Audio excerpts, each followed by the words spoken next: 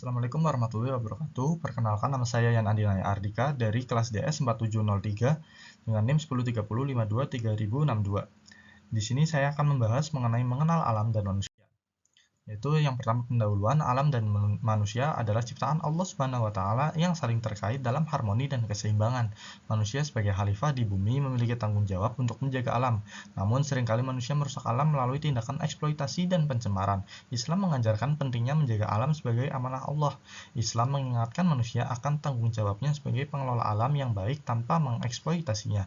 Dengan demikian, solusi atas masalah kerusakan alam terletak pada kesadaran dan praktik yang sesuai dengan ajaran Islam untuk memelihara alam. Alam ciptaan Allah. Apakah kamu lebih sulit penciptanya ataukah langit? Allah telah membinanya. Dia meninggikan bangunannya lalu menyempurnakannya. Dan dia menjadikan malamnya gelap gulita dan menjadikan siangnya terang benderang. Dan bumi sesudah itu dihamparkannya. Ia memancarkan daripadanya mata airnya dan menumbuhkan tumbuh-tumbuhannya. Dan gunung-gunung itu dipancangkannya dengan teguh. Semua itu untuk kesenanganmu dan untuk binatang-binatang ternakmu. Quran Surat An-Naziat ayat 27-33. Kemudian ada arti manusia. Secara etimologi, kata manusia berasal dari kata manu atau mens yang berarti berpikir, berakal budi, atau homo yang berarti manusia. Sedangkan secara terminologi ungkapan Al-Quran untuk menunjukkan konsep manusia terdiri atas 3 kategori, yaitu al-insan, al-basya, dan bani Adam. Kemudian proses penciptaannya manusia. Yang pertama ada proses azali, yaitu proses di mana peran ke maha kun fayakunan Allah terjadi. Seperti contohnya Adam yang diciptakan dari tanah liat dan Isa Al-Masih yang diciptakannya tanpa seorang ayah.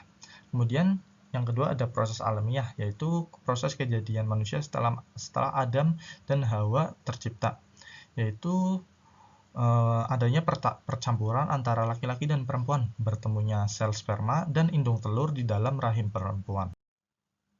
Kemudian ada potensi manusia, ada 3, yaitu potensi jasmani, potensi rohani, dan potensi akal. Ketiga potensi ini akan memberikan kemampuan kepada manusia untuk menentukan dan memilih jalan hidupnya sendiri. Manusia diberi kebebasan untuk menentukan takdirnya, dan semua itu tergantung pada diri mereka sendiri. Kemudian ada sifat dasar manusia. Yang pertama ada kabat, yang artinya tegak lurus. Seperti pada firman Allah berikut, "Hai manusia, apakah yang telah memperdayakan kamu berbuat durhaka terhadap Tuhanmu yang Maha Pemurah, yang telah menciptakan kamu, lalu menyempurnakan kejadianmu dan menjadikan susunan tubuhmu yang seimbang. Dalam bentuk apa saja yang Dia kehendaki, Dia menyusun tubuhmu." Quran Surat Al-Infitar ayat 6-8. Kemudian sifat kedua ada kabat, yaitu seperti pada firman berikut pada Quran Surat Al-Ahzab ayat 72. "Sesungguhnya kami telah mengemukakan amanat kepada langit, bumi, dan gunung-gunung, maka semuanya enggan untuk memikul amanat itu, dan mereka khawatir akan mengkhianatinya, dan dipikulah amanat itu oleh manusia. Sesungguhnya manusia itu amat zalim dan amat bodoh." Yang ketiga, sifat dasar manusia yaitu zalim. Allah menghendaki meringankan kalian dalam hukum-hukum agama, sementara manusia diciptakan dalam kondisi lemah.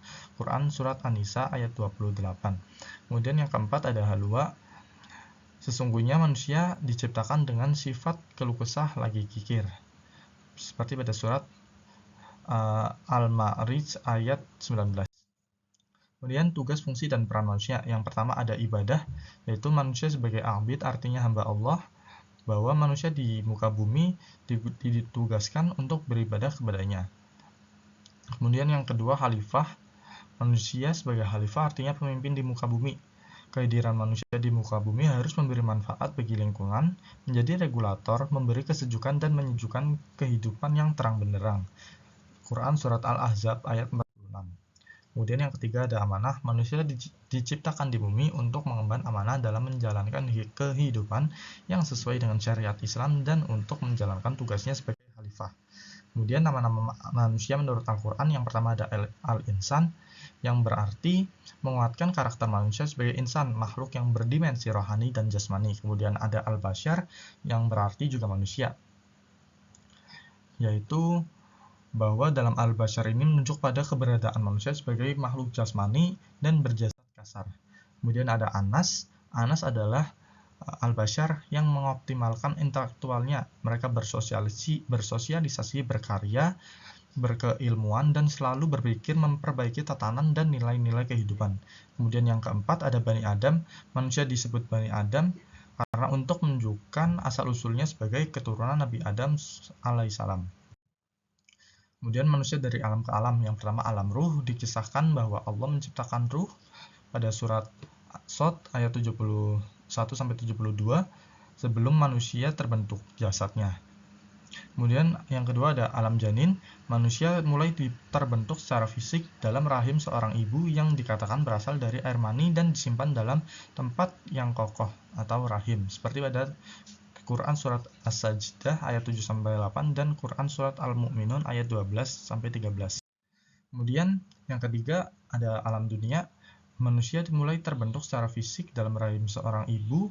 Kemudian manusia setelah lahir akan diuji secara fisik dan mental tentang keislamannya sampai menemui ajalnya. Kemudian yang keempat alam kubur, yaitu alam barzah, berarti sesuatu yang terletak di antara dua kondisi atau barang. Dalam konteks manusia, alam barzah yaitu antara alam dunia dan alam akhirat. Kemudian yang kelima alam akhirat, kehidupan di alam akhirat selalu didahului dengan peristiwa kiamat, di mana malaikat meniup sangkakala membangunkan para arwah yang sedang tidur dalam alam kubur. Kesimpulannya, dalam Islam manusia adalah khalifah di bumi yang bertanggung jawab menjaga alam sebagai amanah Allah. Meskipun demikian, seringkali manusia merusak alam melalui eksploitasi dan pencemaran. Islam menekankan pentingnya menjaga alam sesuai ajaran agama dengan kesadaran akan tanggung jawab sebagai khalifah, sebagai solusi atas masalah kerusakan alam. Al-Quran juga sudah menyebutkan sifat-sifat manusia hingga bagaimana transisi manusia dari alam ke alam. Oleh karenanya, manusia seharusnya lebih bisa menjaga alam dan senantiasa mengingat akan kebesaran Allah Subhanahu wa taala. Baik, cukup sekian dari saya. Kurang lebihnya mohon maaf. Wassalamualaikum warahmatullahi wabarakatuh.